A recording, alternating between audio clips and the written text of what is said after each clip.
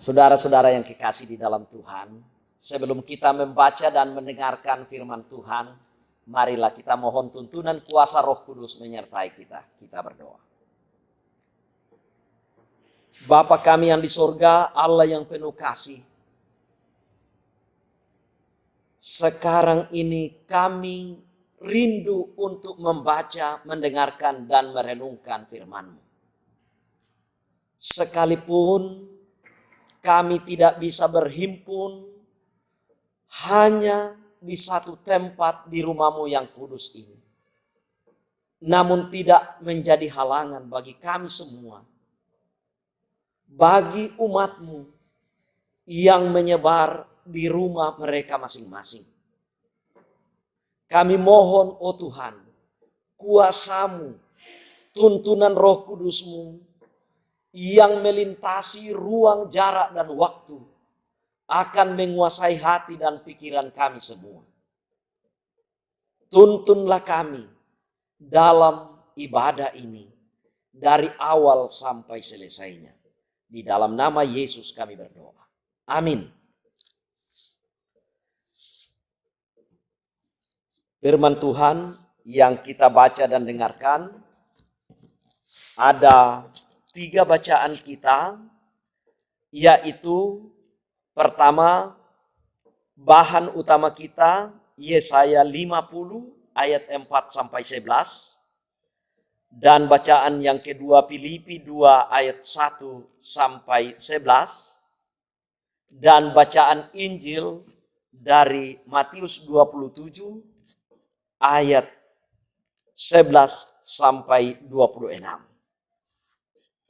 Saya akan bacakan yang menjadi bahan utama kita, Yesaya 50 ayat 4 sampai 11. Ketaatan hamba Tuhan. Tuhan Allah telah memberikan kepadaku lidah seorang murid, supaya dengan perkataan aku dapat memberi semangat baru kepada orang yang letih lesu. Setiap pagi ia mempertajam pendengaranku untuk mendengar seperti seorang murid. Tuhan Allah telah membuka telingaku dan aku tidak memberontak, tidak berpaling ke belakang. Aku memberi punggungku kepada orang-orang yang memukul aku, dan pipiku kepada orang-orang yang mencabut janggutku. Aku tidak menyembunyikan mukaku ketika aku dinodai dan diludahi. Tetapi Tuhan Allah menolong aku. Sebab itu aku tidak mendapat noda.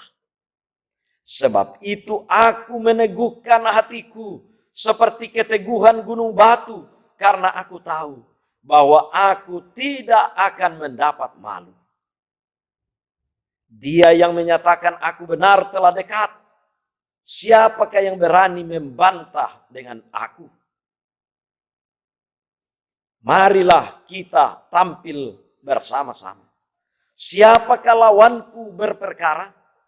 Biarlah ia mendekat kepadaku. Sesungguhnya Tuhan Allah menolong aku.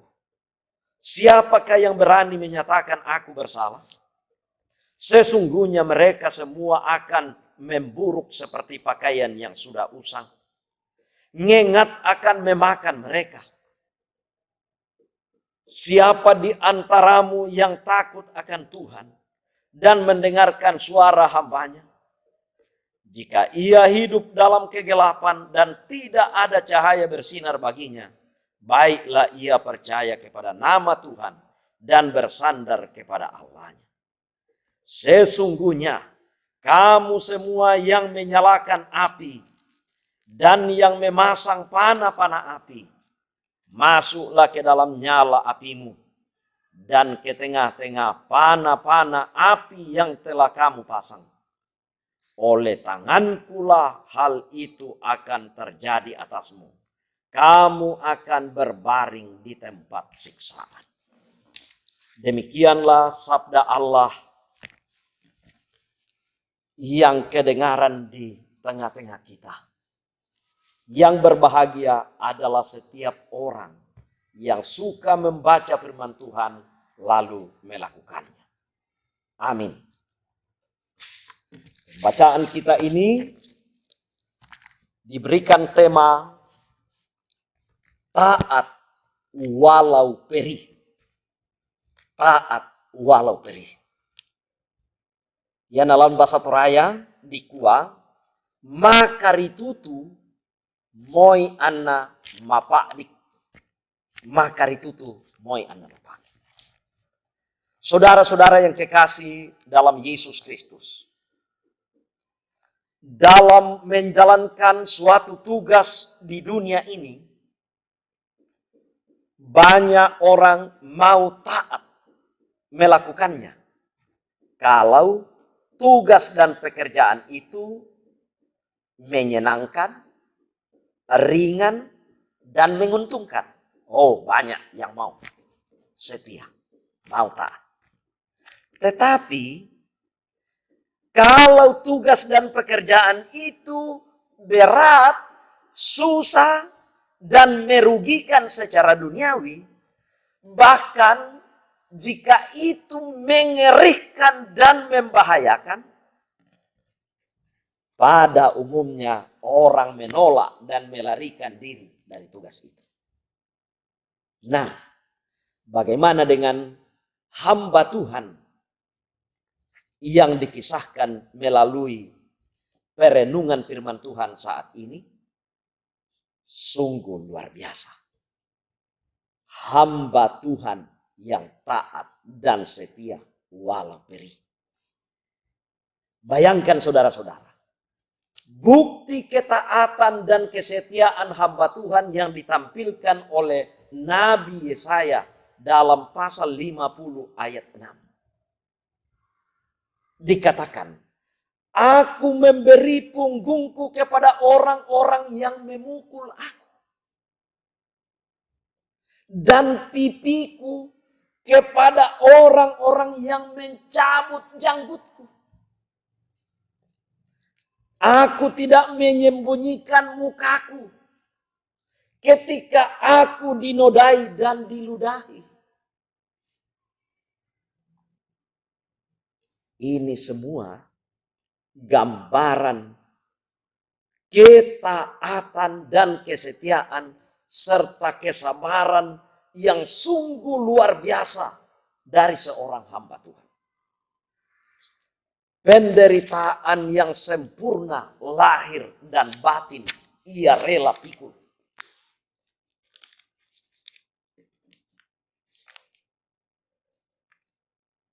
Mengapa kita katakan ketaatan dan kesetiaan yang sungguh luar biasa? Karena ini adalah ketaatan yang sungguh-sungguh rela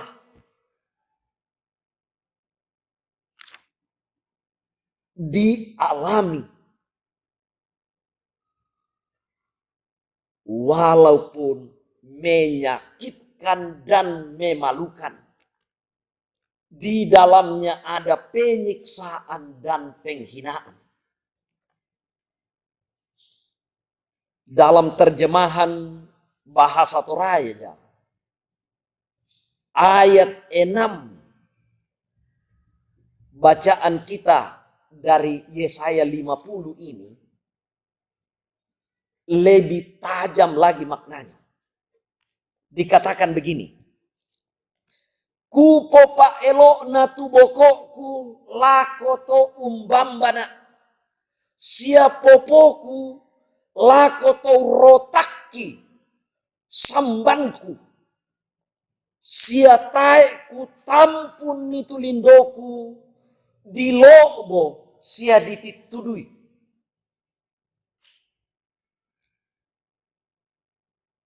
Mapanding liuki ke indeta telei rotaki. Dititudui. Mapadik liuki. Mesi irikan terhina liuki.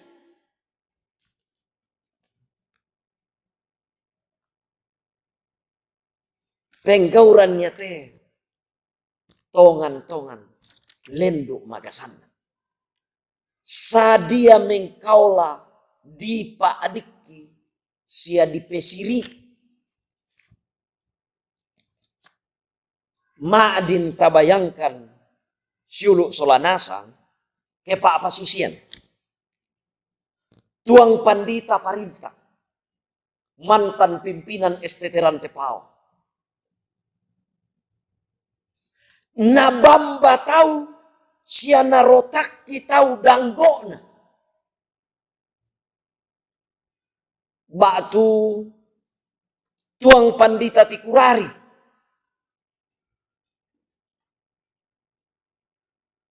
Lenduk makaramana. Narotak tahu sambangna. Batu tuang Pandita Elpis Lemek Saladan. Itu biasa terjemahkan tema dan subtema sia bahan-bahan PA. Tama bahasa Toraja. Lan membangun jemaat. Ma'kumis. Matumbai ke narotak tahu tu bulu sume na batu kumisna.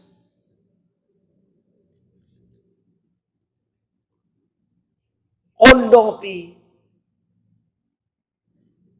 Kiambeta, tuang Pandita Musa Salusu, ketua sinode gereja Toraja. Nalobo sianati tudui tahu lindona diomai tosalian tondok. Kusanga manasai nang lama ademo sang Torayan. Mintu anggota gereja Toraja lan lili nalino ma'demo sia lompa kasiri.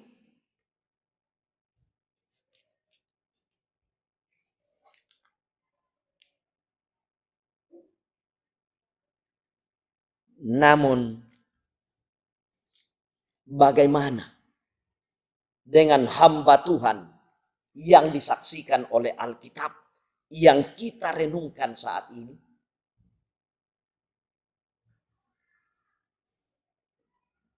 Ternyata tidak demikian. Tidak demikian. Semuanya perjanjian lama dan perjanjian baru sama-sama memperlihatkan hamba Tuhan yang taat walau perih dan menyakitkan.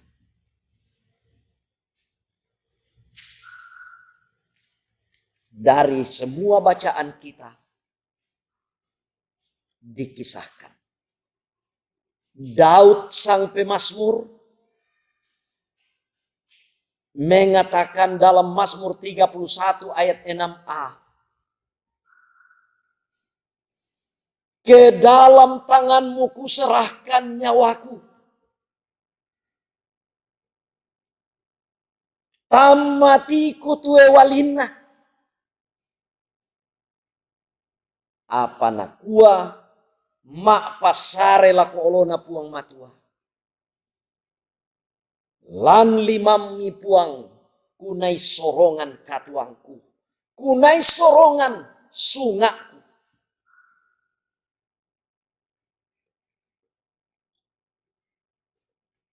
Rasul Paulus dalam suratnya kepada jemaat yang ada di Filipi menasehati umat yang sedang kurang akur di sana karena kepentingan dan keangkuhan diri masing-masing. Paulus mengajak untuk menaruh pikiran dan perasaan yang terdapat pada Kristus. Mengajak umat supaya karakter Kristus menjadi teladan. Apa yang dikatakan? Sangat jelas. Karakter Kristus luar biasa. Yang walaupun dalam rupa Allah tidak menganggap kesetaraan dengan Allah itu sebagai milik yang harus dipertahankan. melainkan telah mengosongkan dirinya sendiri dan mengambil rupa seorang hamba dan menjadi sama dengan manusia. Dan dalam keadaan sebagai manusia, ia telah merendahkan dirinya dan taat sampai mati, bahkan sampai mati di kayu salib. Filipi 2 ayat 5-8. Sangat jelas. Demikian juga dalam Injil Matius 27. Yesus yang kuasa dan tentu memiliki segala hikmat dan kepandaian untuk berbicara. Namun di hadapan Pilatus, menghadapi tuduhan yang diajukan oleh imam-imam kepala dan tua-tua terhadap dirinya, Yesus tak memberi jawab apapun. Sampai Pilatus berkata kepadanya, "Tidakkah engkau dengar betapa banyaknya tuduhan saksi-saksi ini terhadap engkau?" Tetapi Yesus tidak menjawab suatu kata pun. Sehingga Pilatus, sang wali negeri itu, sangat heran. Sangat heran. Matius 27 ayat 12-14. Yesus diam. Mengapa Yesus diam, tak bersuara? Apakah dia terpojok dan kurang bahan? Sama sekali tidak. Tidak, saudara. Melainkan hanya oleh karena ketaatan dan kesetiaannya untuk melakukan misi penyelamatan yang ditugaskan oleh Bapaknya di surga. Nah, pertanyaan, apa resepnya untuk dapat menjadi hamba yang taat dan setia walau perih? Mengapa tokoh-tokoh di dalam Alkitab seperti yang telah diuraikan di atas tadi mampu taat dan setia walau perih?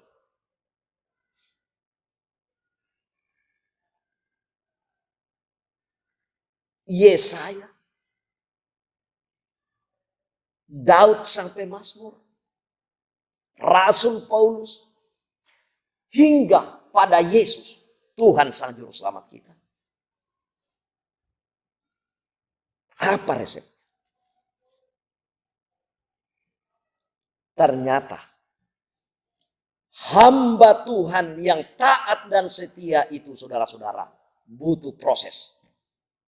Butuh proses.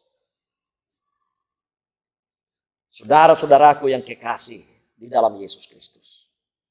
Para hamba Tuhan di dalam Alkitab yang taat dan setia walau perih dan menderita dalam melakukan misi Allah, bukanlah pekerjaan yang sederhana, singkat dan gampang. Simsalabim, beres. Tidak demikian. Tidak. Sungguh membutuhkan proses melalui sikap dan tindakan dari hati yang taat, setia, dan sabar.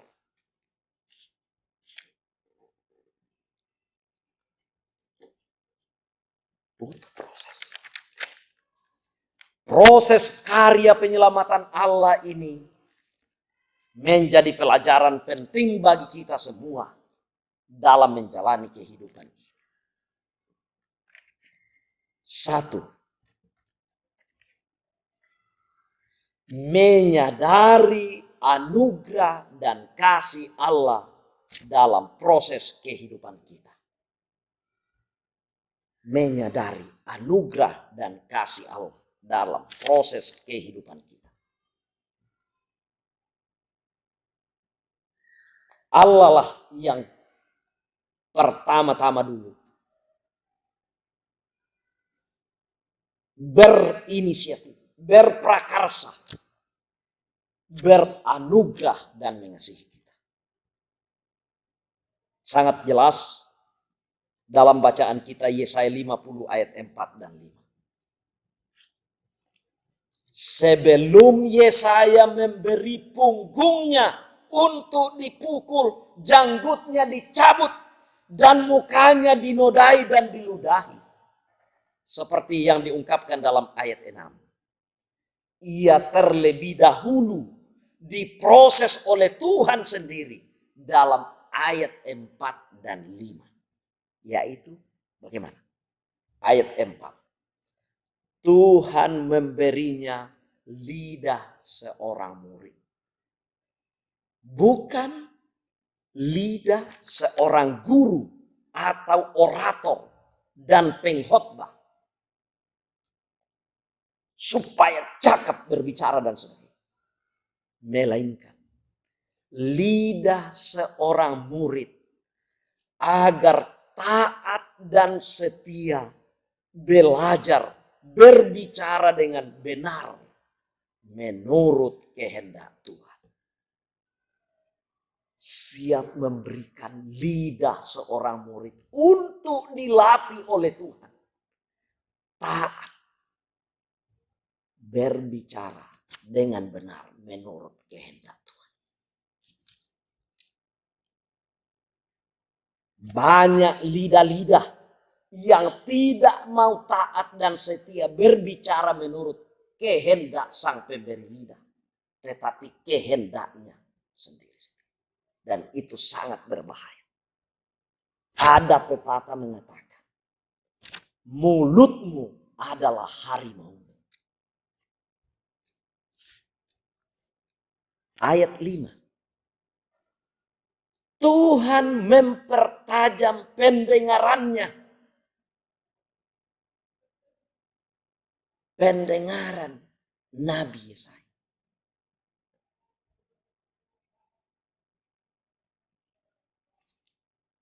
Dikatakan Tuhan mempertajam pendengarannya setiap pagi. Seperti pendengaran seorang murid.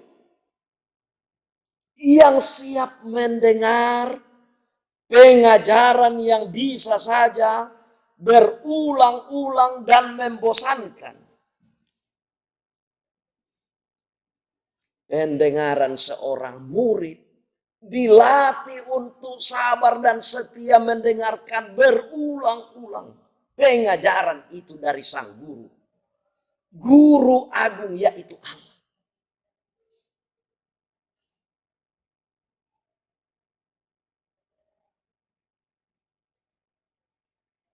Telinga yang siap mendengar ini, pendengaran yang membutuhkan ketaatan, kesetiaan, dan kepatuhan, serta kesabaran. Tidak memberontak dan berpaling ke belakang. Itulah pendengaran seorang murid.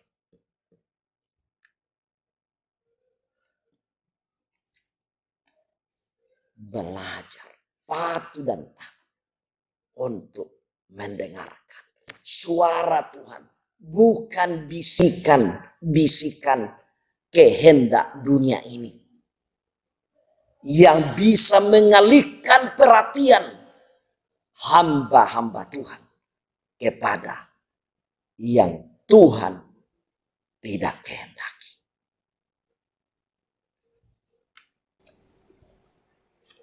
Kedua, memiliki komitmen yang sungguh bahwa di balik penderitaan dalam seluruh proses kehidupan berjalan bersama Tuhan, ada kebahagiaan yang tidak ada taranya.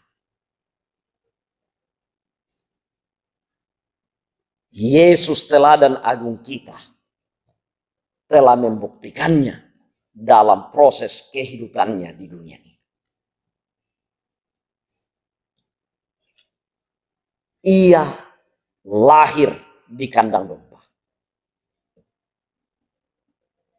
baru lahir saja sudah terancam dibunuh oleh Raja Herodes dan harus dilarikan malam-malam ke Mesir. Sebelum memenuhi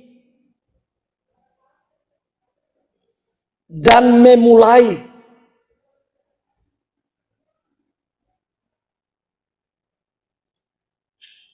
serta menyatakan tanda-tanda kemesiasannya, dia sebagai Mesias. Sebelum dia buka dan nyatakan, perkenalkan kepada dunia lewat pelayanan dengan berbagai mujizat-mujizat yang ada. Memelekkan mata orang buta, memberi makan orang 5.000 hanya dengan 5 roti dan 2 ikan. Dan berbagai macam penyakit disembuhkan. Apa yang dilakukan terlebih dahulu? Luar biasa. Terlebih dahulu memberi dirinya dibaptis dalam kerendahan hati, menyamakan dirinya dengan orang yang berdosa di dalam dunia ini, datang kepada Yohanes Pembaptis. Walaupun ia tidak berdosa sama sekali. Sesudah itu ia berpuasa 40 hari 40 malam di padang gurun. Sesudah itu dicobai oleh iblis 3 kali.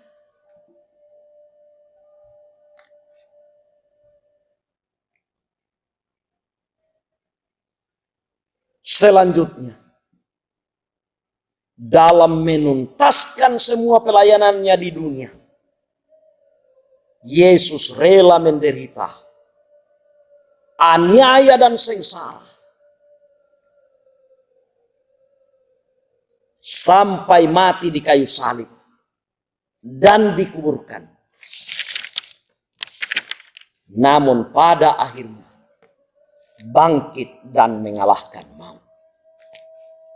Kata Paulus dalam Filipi 2 ayat 9, itulah sebabnya Allah sangat meninggikan dia dan mengaruniakan kepadanya nama di atas segala nama. Semuanya butuh proses. Allah dalam menyelamatkan dunia ini tidak langsung simsalabim langsung beres. Allah rela memakai proses, bahkan memakai kita umat manusia dalam seluruh proses penyelamatannya. Bagaimana dengan kita sekalian?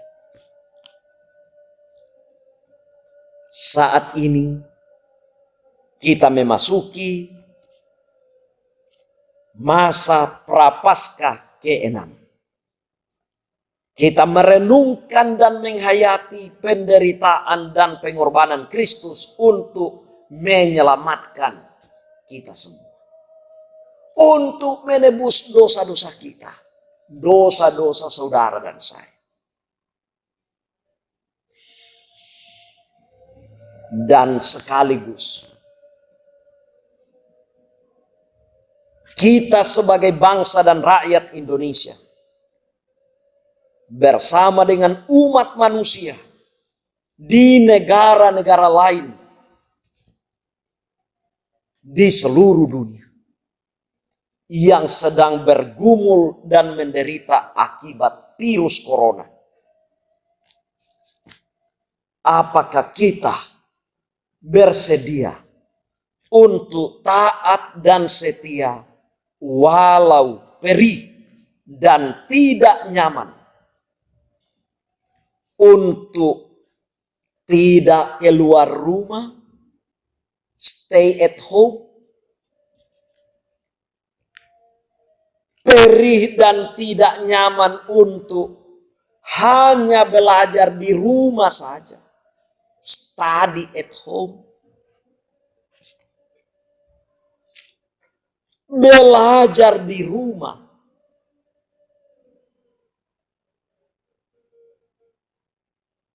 bekerja di rumah, work and at home, bahkan beribadah di rumah, worship at home.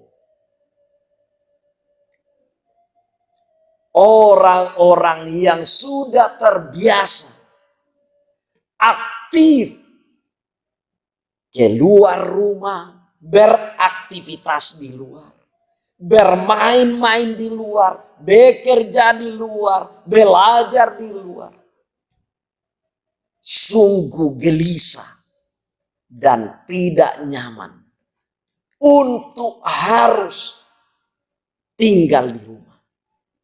Namun dibutuhkan ketaatan dan kesetiaan demi kemanusiaan dan keselamatan kita semua.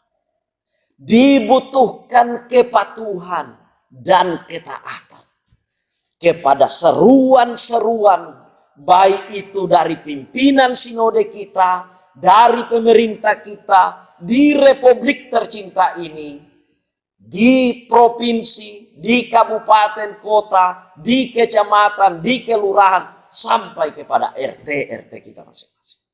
Dibutuhkan kedewasaan dan kemandirian kita semua untuk melakukan ketaatan dan kesetiaan mengikuti aturan yang benar.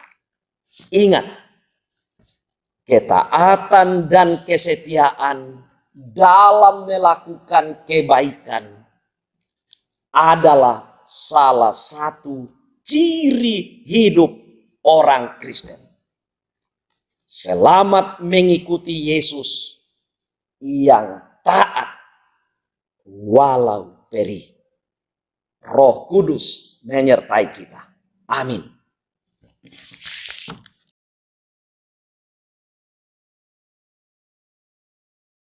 Ya Bapa di sorga, kami bersyukur kepadamu oleh kasih dan kemurahan-Mu.